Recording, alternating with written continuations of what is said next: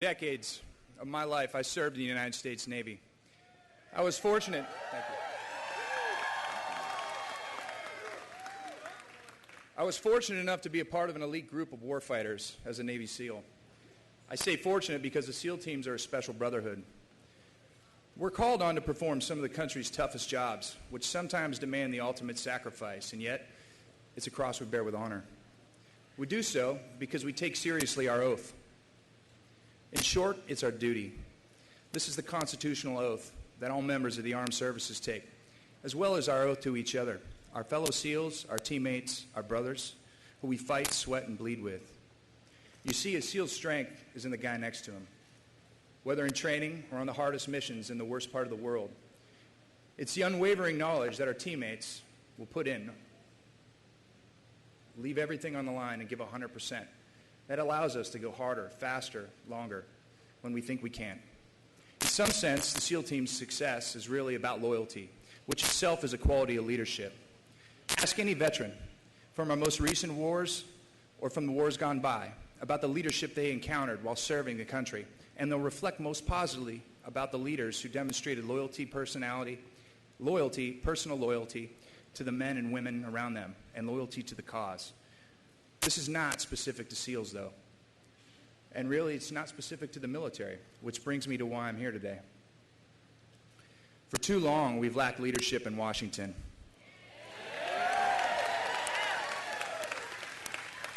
We've lacked loyalty to the ideals of this country and the people who head our government.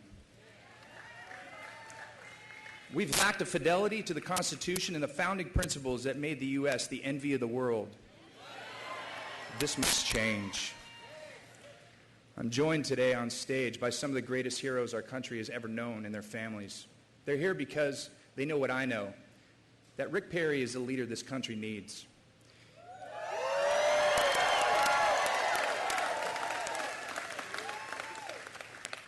In Governor Perry, each of us has seen not a politician looking to befriend veterans for some short-term political upside, but a man who lives and reflects what we know to be that all-important appreciation for loyalty.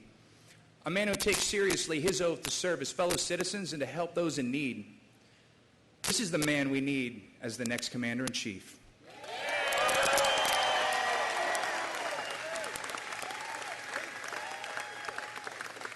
Let me take a minute to explain how we know this.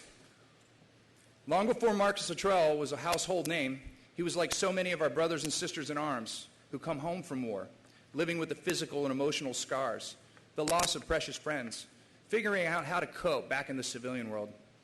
At his lowest point, Marcus reached out for help. And whose hands were there? The loving hands of Rick and Anita Perry. They took him in.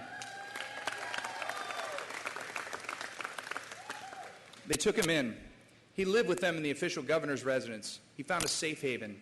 He found help, and he found healing. And in Anita Perry, he found a counselor on a range of subjects, not the least of which was his love life.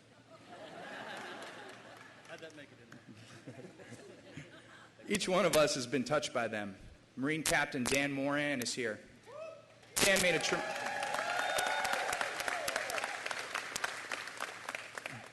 a tremendous sacrifice for our country in Ramadi, losing 3 of his buddies in an IED and suffering third-degree burns to 50% of his body. Dan, raise your hand. You already did?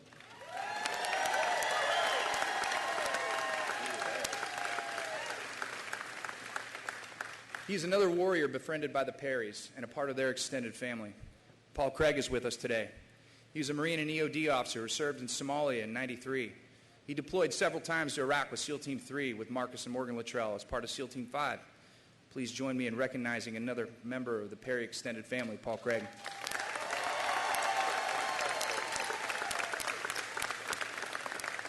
R.V. Bergen. Mr. Bergen was a Marine who fought at Okinawa and Peleliu. The HBO miniseries The Pacific featured a character portrayed by Mr. Bergen, and last year he returned to Peleliu with Rick and Anita.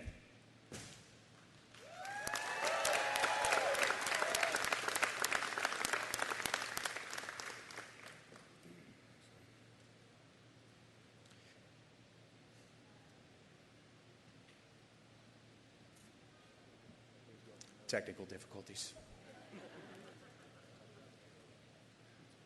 Please welcome Pearl Harbor survivor Jack Holder.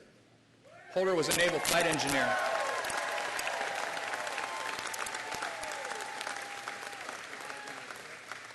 Holder was a naval flight engineer. Mr. Holder fought at Midway, Guadalcanal, English Canal, and several other arenas of war. Mr. Holder is here today as another member of the Perry extended family.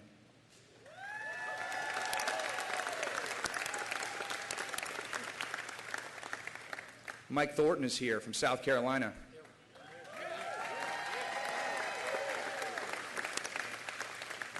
Petty Officer Thornton received our nation's highest commendation, the Medal of Honor, for his gallantry in saving the life of his fellow Navy SEAL lieutenant.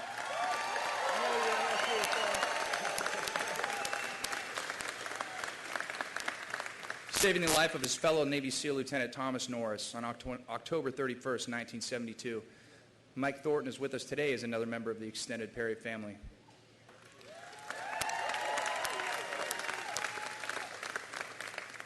And let me say a word about my best friend who introduced me to the Governor Perry, Morgan Luttrell.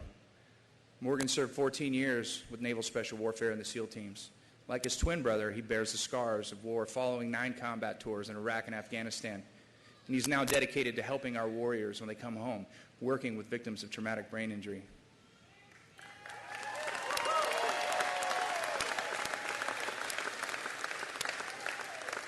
It was that very subject that led me to my introduction to Rick Perry, a conversation about traumatic brain injury and the invisible scars of war that so many warriors deal with when they return home. I was immediately struck that this is a man who cares deeply about our servicemen and women and ensuring this nation takes care of them, the men and women when they come home, everyone who wore the country's uniform. I, too, am proud to be a part of the extended Perry family.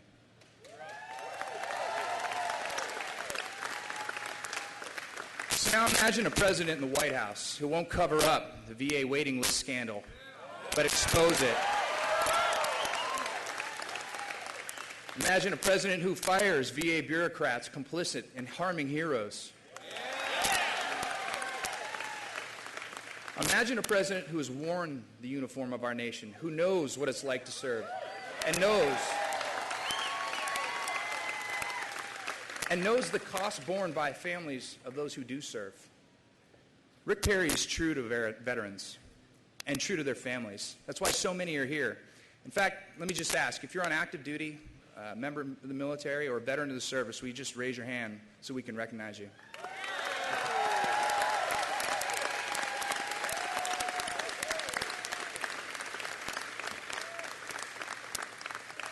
The sacrifice of these heroes is great. So is that of their loved ones. We have a special guest here today who exemplifies the courage of families of our servicemen and women. She suffered a great loss when her husband, Chris, was tragically killed a little more than 2 years ago.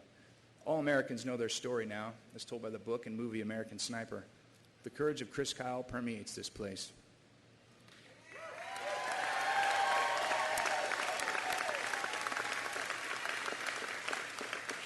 And that courage is alive in the presence of his lovely wife. Please welcome Taya Kyle.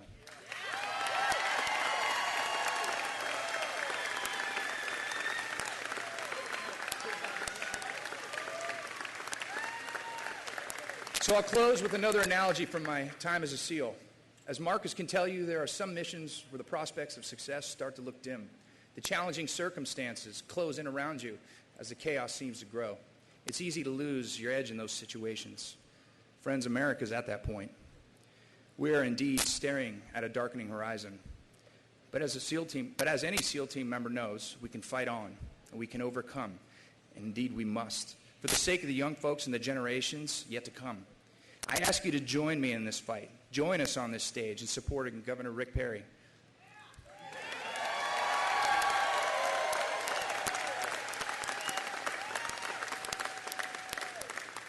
We're here because we want a president with the character of the men and women who serve. Warriors who get knocked down and always get back up, who never quit, who can't be kept down, and who go on to go to any length to serve our nation and the man next to him.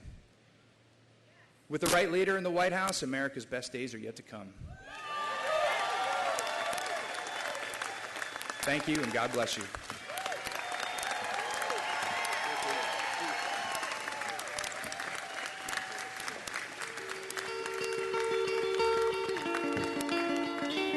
If we're going to revive this American dream again, we need a president who provides leadership that transcends the petty partisanship that we've seen in the last few years.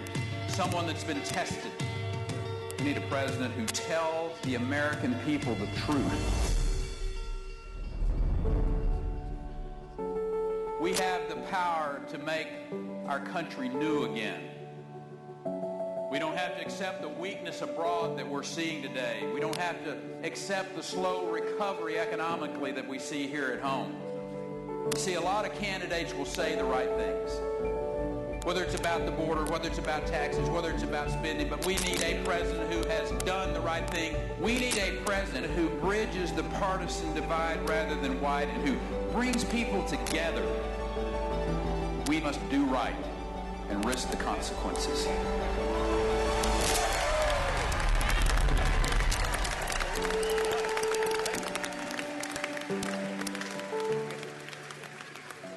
Ladies and gentlemen, please welcome to the stage Anita Perry.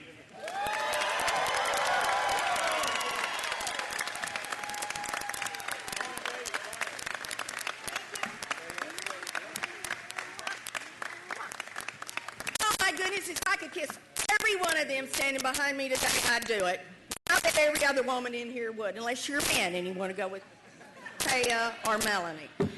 Welcome and thank you to a hot hanger on June the 4th. It is heartwarming for me to see so many friends and family who traveled to be with us today. Rick and I are excited to be here.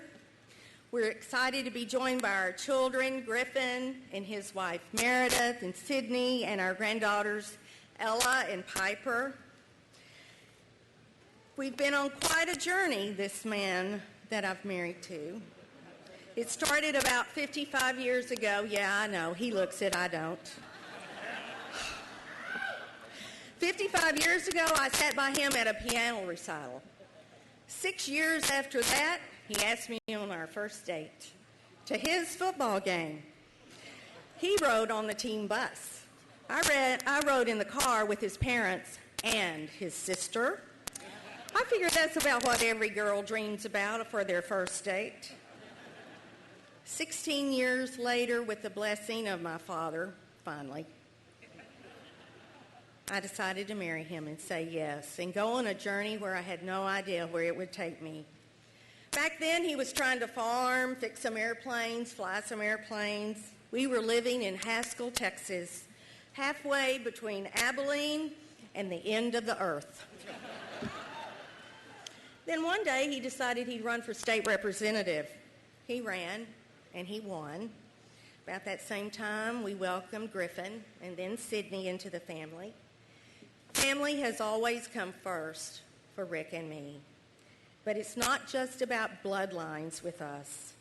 It's about the family you adopt over time. Friends that come into your life cause you to live differently because of the mere fact that you met them. One such friend is with us today, Marcus Luttrell.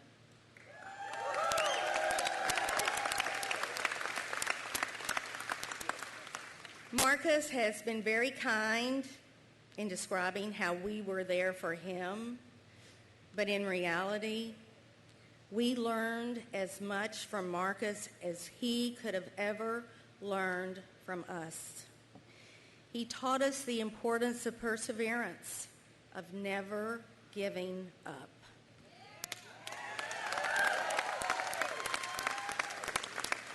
Never quit. We learned this when he came to us broken from having borne the brunt of battle. The other thing that Marcus always continuously reminds us of is it's not about us. It's not about us. There are causes greater than any one of us here today, causes for which we should all be willing to sacrifice our lives and our future. One such cause is the presidency of the United States.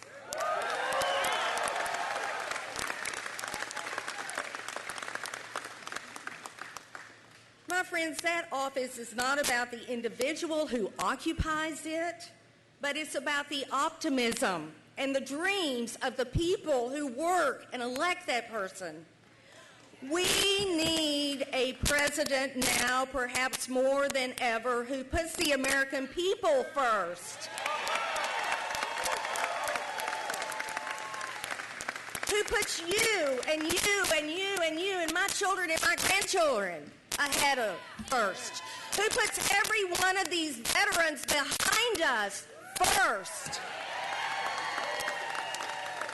We need that person who transcends the petty politics of Washington, who brings people together for the common good. And I think I might know a man who has all the right qualifications to make America great again. Please welcome my husband, Rick Perry.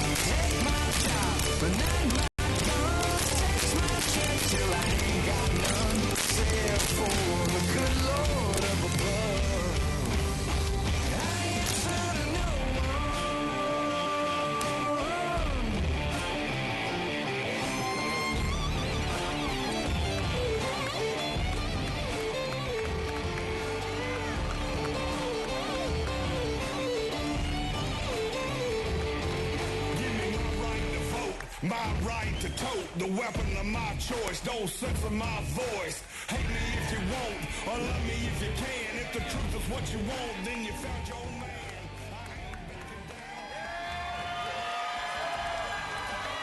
Thank you. Thank you very much. I love you, honey. You know, I was born 5 years after the end of a global war that killed more than 60 million people. I'm the son of a veteran of that war who flew 35 missions over war-torn Europe as a tail gunner on a B-17. When Dad returned home, he married Mom. They started a life together. They were tenant farmers. They were raised during a time of great hardship and had little expectation beyond living in peace, putting a roof over our heads, and putting food on our table. Home was a place called Paint Creek. Too small to be called a town, but it was the center of my universe. For years we had an outhouse. Mom bathed us on the back porch in a number 2 wash tub. She also hand-sewed my clothes till I went off to college. I attended Paint Creek Rural School, grades 1 through 12, played 6-man football, was a member of the Boy Scout Troop 48, became an Eagle Scout. I went off to Texas A&M, where I was a member of the Corps of Cadets. I got my degree in animal science. I was proud to wear the uniform of our country as an Air Force officer and aircraft commander.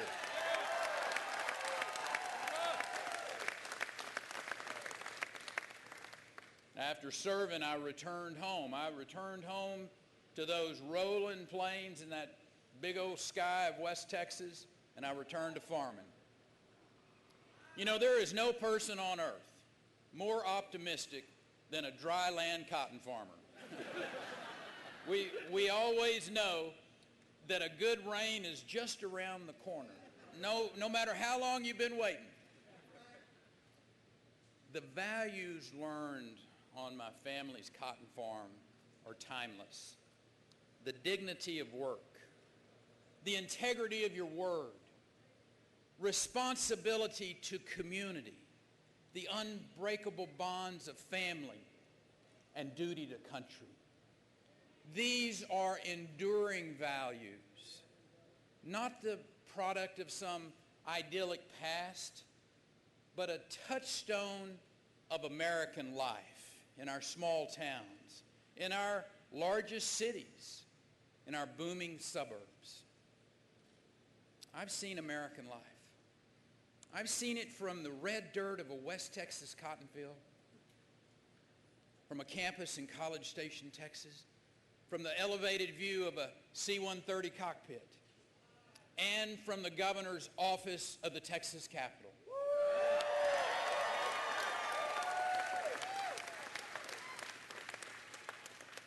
See, I had the great privilege to serve a rural community in the Texas legislature, and I led the world's 12th largest economy.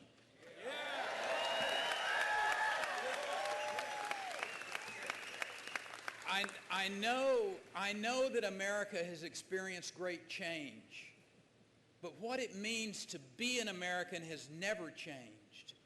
We are the only nation in the world founded on the power of an idea that all are created equal, that they are endowed by their Creator with certain unalienable rights, that among these are life and liberty and the pursuit of happiness.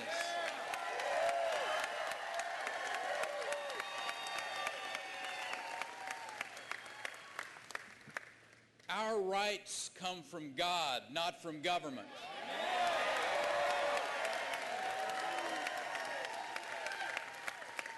Our people are not the subjects of government, but instead, government is subject to the people. It has always been the case that there's been this social compact between one generation of Americans and the next to pass along an inheritance of a stronger country full of greater promise and possibility. And that social compact, it has been protected at great sacrifice. It was never more clear to me than when I took my father to the American cemetery that overlooks the bluffs at Omaha Beach. On that peaceful, windswept setting, there lies 9,000 graves, including 45 pairs of brothers, 33 of whom are buried side by side, a father and a son, two sons of a president. They all traded their future for ours in a final act of loving sacrifice.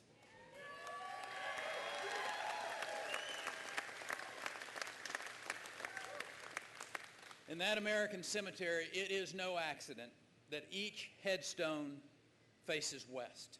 West over the Atlantic, towards the nation they defended, the nation they loved, the nation they would never come home to. It struck me as I stood in the midst of those heroes that they look upon us in silent judgment, and that we must ask ourselves, are we worthy of their sacrifice?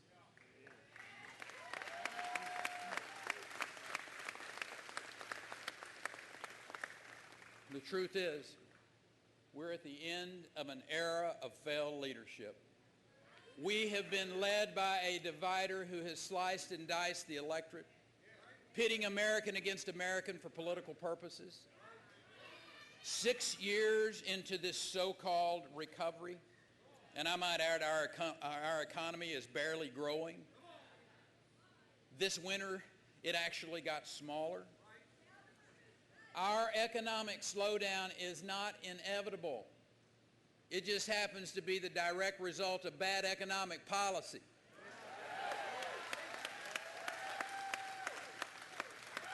The president's tax and regulatory policies have slammed the door shut of opportunity for the average American who's trying to climb the economic ladder, resigning the middle class to stagnant wages, to personal debt, to deferred dreams.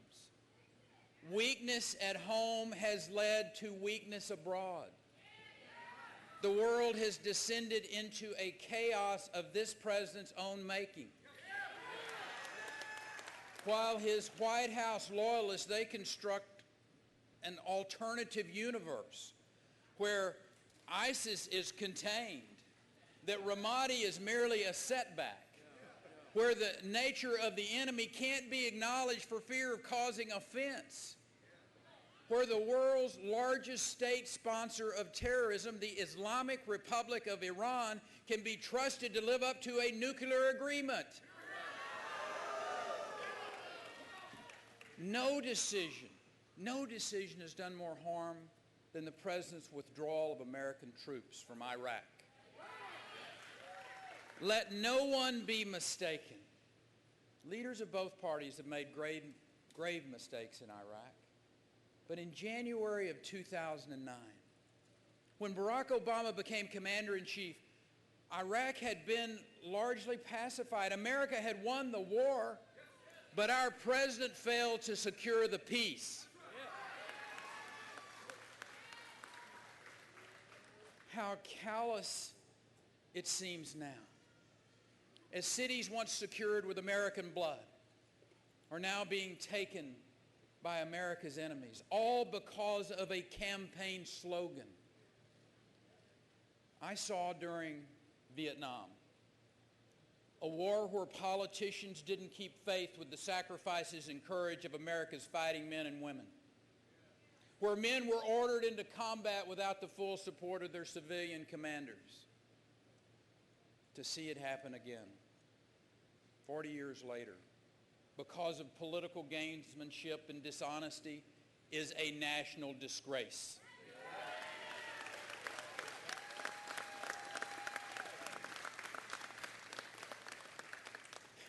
But, my friends, we are a resilient country. You think about who we are. We've been through a civil war. We've been through 2 world wars. We've been through a Great Depression. We even made it through Jimmy Carter. We will make it through the Obama years. We will do this.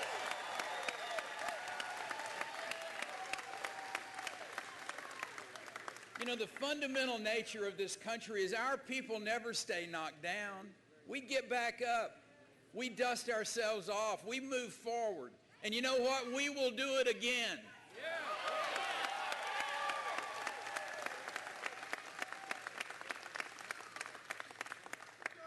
I want to share some important truths with my fellow Americans today, starting with this truth. We don't have to settle for a world in chaos or an America that it shrinks from its responsibilities. We don't have to apologize for American exceptionalism or Western values. We don't have to accept slow growth that leaves behind the middle class, that leaves millions of Americans out of work. We don't have to settle for crumbling bureaucracies that target taxpayers and harm our veterans. We don't have to resign ourselves to debt, decay, and slow growth. We have the power to make things new again, to project America's strength again, and to get our economy going again.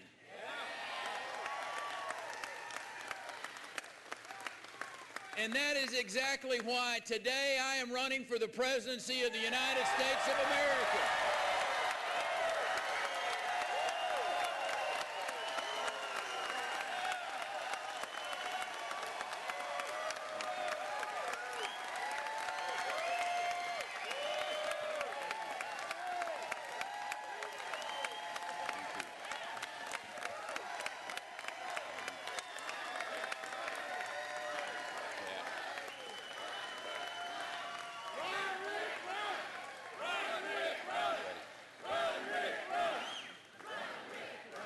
Thank you. It's time. It's time. It's time to create real jobs, to raise wages, to create opportunity for all, to give every citizen a stake in this country, to restore hope, real hope to forgotten Americans. You know, there are millions of middle-class families who have just given up hope of getting ahead. Millions of workers out there who have given up hope of finding a job. And yeah, it's time for a reset. Time to reset the relationship between government and citizen.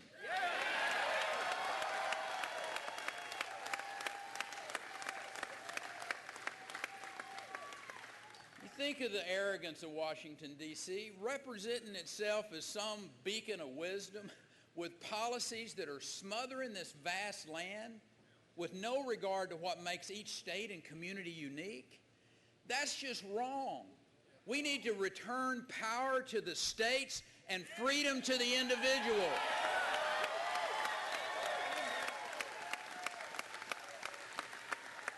Today, our citizens and entrepreneurs are burdened by overregulation and this unspeakable debt. And debt's not just this physical nightmare. It's a moral failure. Now, I want to speak to the millennials just a moment. This massive debt, it's passed on from our generation to yours. This is breaking of a social compact. And you deserve better. And I'm going to offer a responsible plan to fix the entitlement system and to stop this theft from your generation.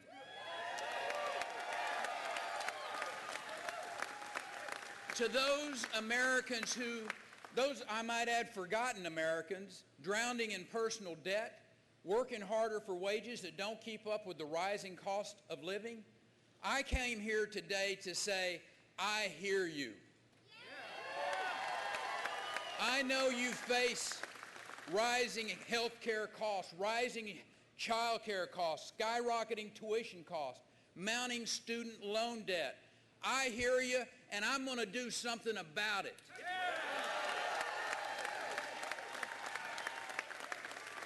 To the 1 in 5 children in families who are on food stamps, to the 1 in 7 Americans living in poverty, to the 1 in 10 workers who are unemployed, underemployed, or just giving up hope of finding a job, I hear you. You are not forgotten.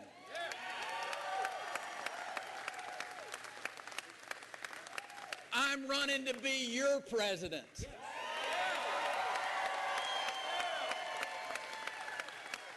For small businesses on Main Street, those that are struggling to just get by, that are smothered by regulation, they're targeted by Dodd-Frank. I hear you. You're not forgotten. Your time is coming. The American people, they see this rigged game where the insiders get rich, the middle class pays the tab. There's something wrong when the Dow is near record highs and businesses on Main Street can't even get a loan. Since when did capitalism involve the elimination of risk for the biggest banks while regulations strangle our community banks?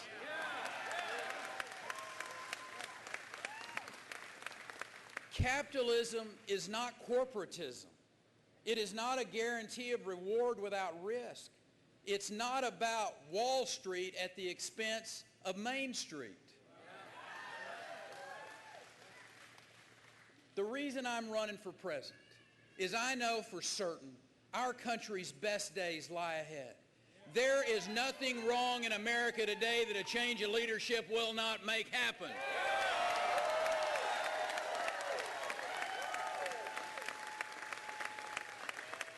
We're just a few good decisions away from unleashing economic growth and reviving the American dream. We need to fix a tax code that's riddled with loopholes, that sends jobs overseas and punishes success. We've got the highest corporate tax rate in the Western world. It's time to reduce it. Bring home jobs. Lift wages for those working families. You realize by the time this administration has finished with its experiment in big government, they will have added almost 600,000 pages of new regulations to the National Register, the Federal Register. On my first day in office, I will issue an immediate freeze on pending regulations from the Obama administration.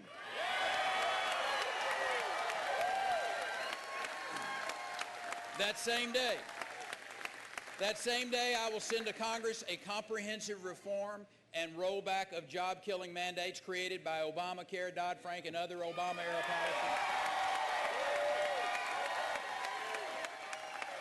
Agencies will have to live under strict regulatory budgets. Health insurers will have to earn the right to your money instead of lobbying Washington to force you to hand it over. On day one, I will also sign an executive order approving the construction of the Keystone Pipeline.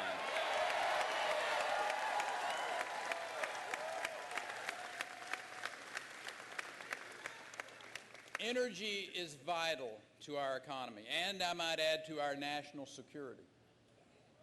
On day one, I will sign an executive order authorizing the export of American natural gas and oil, freeing our European allies from the dependence of Russia's energy supplies. Vladimir Putin uses energy to hold our allies hostage. So here's our message. If energy is going to be used as a weapon, America will have the largest arsenal.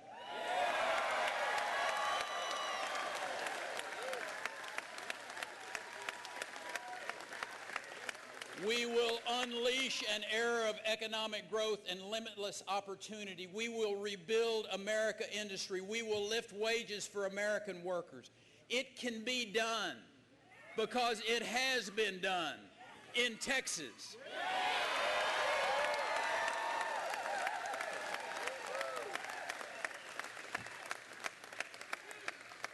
During my 14 years as governor, Texas companies created almost 1/3 of all new American jobs. In the last 7 years of my tenure, Texas created 1.5 million new jobs. As a matter of fact, without Texas, America would have lost 400,000 jobs.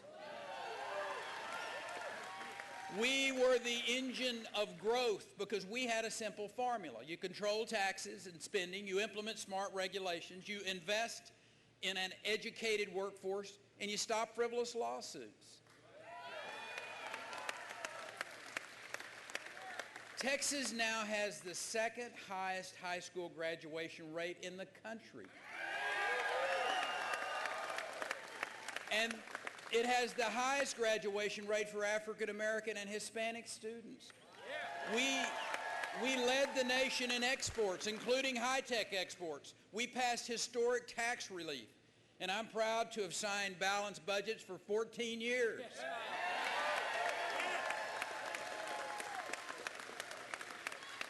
We not only created opportunity, we stood for law and order. When there was a crisis at our border last year, and the president refused my invitation to see that challenge that we faced, I told him, Mr. President, if you do not secure this border, Texas will.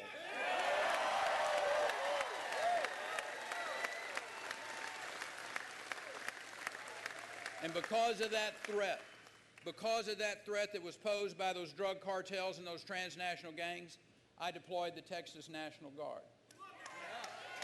And the policy worked. Apprehensions declined by 74%. If you elect me your president, I will secure that border.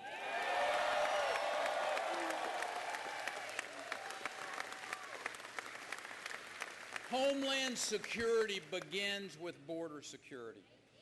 The most basic compact between a president and the people is to keep the country safe. The great lesson of history is that strength and resolve bring peace and order, and weakness and vacillation invite chaos and conflict.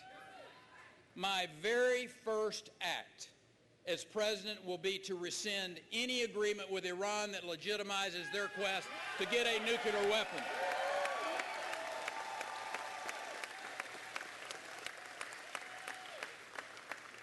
Now's the time.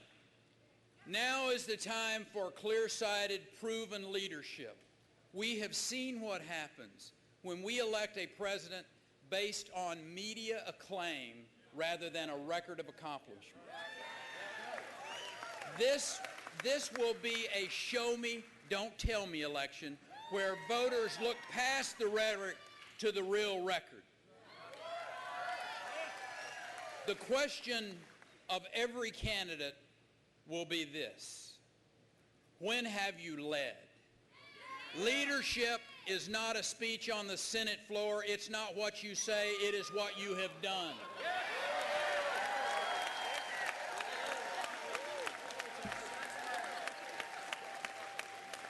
And we will not find the kind of leadership needed to revitalize the country by looking to the political class in Washington. I've been tested. I've led the most successful state in America. I have dealt with crises after crises, from the disintegration of the space shuttle to Hurricanes Katrina, Rita, Ike, to the crisis at the border and the first diagnosis of Ebola in America. I have brought together first responders, charities, and people of faith to house and heal vulnerable citizens dealing with tragedy. The spirit of compassion demonstrated by Texans is alive all across America today. While we've experienced a deficit in leadership, among the American people, there is a surplus of spirit. And among our great people, there is a spirit of selflessness, that we live to make the world better for our children and not just ourselves. It was said that when King George III asked what General Washington would do upon winning the war, he was told that he would return to his farm and relinquish power. And to that, the monarch replied, if he does that, he will be the greatest man of his age. George Washington lived in the service of a cause greater than self.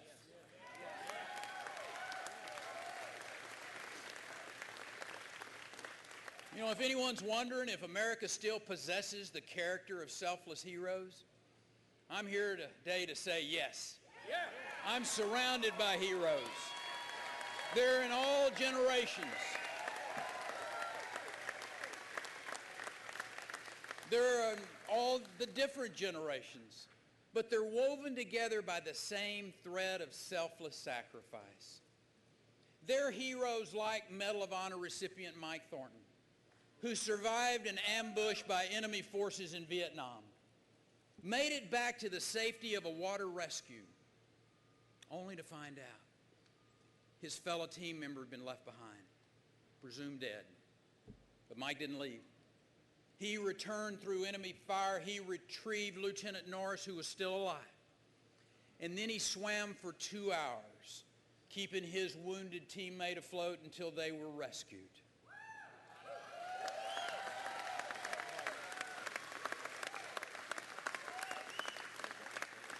Heroes like Marcus Luttrell,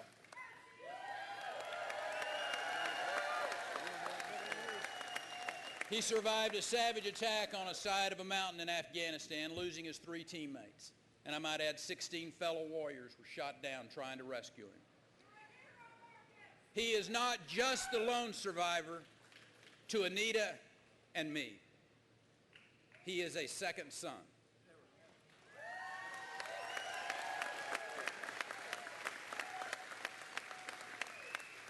And Taya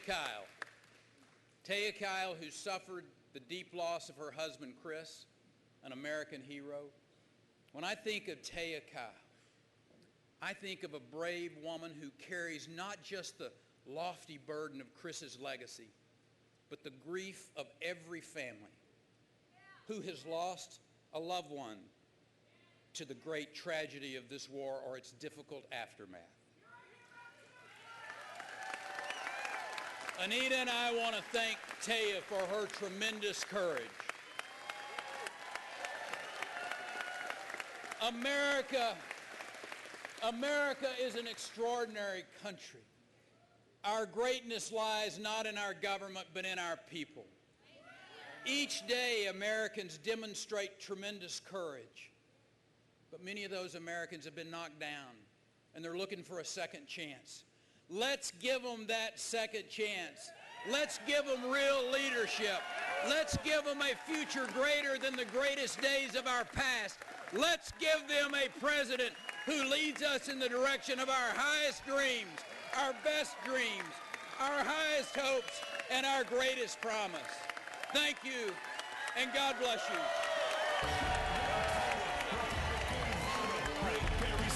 Let's protect our border. To hell with anyone who don't believe in the USA.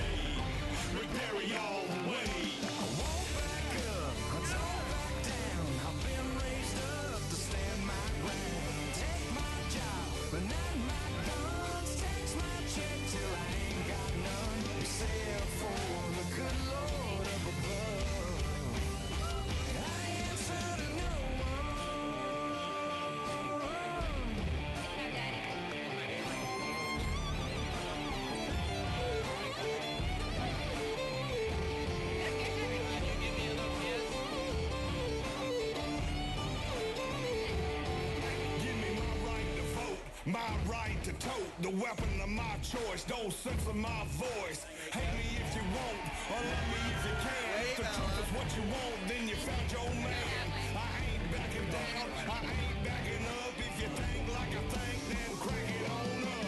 Won't back up, don't back down. I've been raised up to stand my ground. Take my job, but not my guns. Tax my check till I ain't got none. Except for the good Lord up above.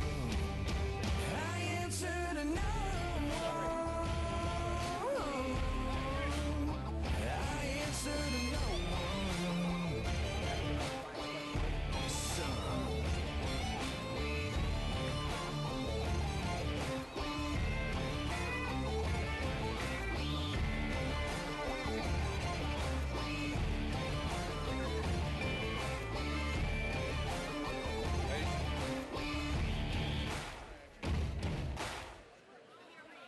Ladies and gentlemen, let's hear it one more time for Governor Rick Perry. Now listen, you're here because you're his closest and most loyal supporters, and you have been for years. Here's what we can do for Governor Anita Perry. They're going to Iowa, in New Hampshire, in South Carolina. They're going to work tirelessly to try to win this nomination. Let's be their friend. Let's do the biggest thing we can personally do for them right now. Let's make a donation to Rick Perry for president. You can do this very easily.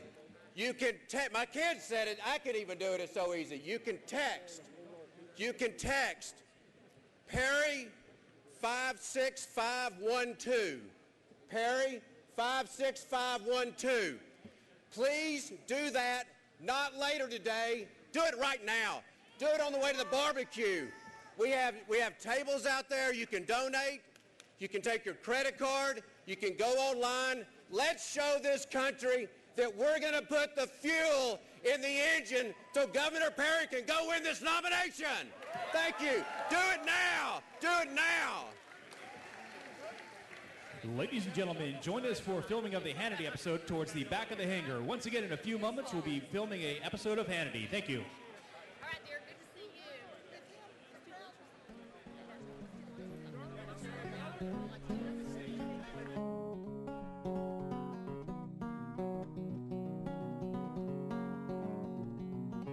You know, well, I'm a chicken fried, a cold beer on a Friday night, a pair of jeans that fit just right, and the radio. Whoa, whoa, whoa.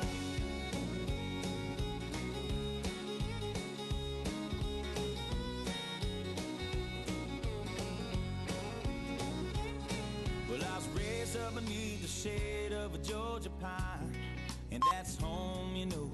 Sweet tea, pecan pie, and homemade wine, where the peaches grow. In my house, it's not much to talk about.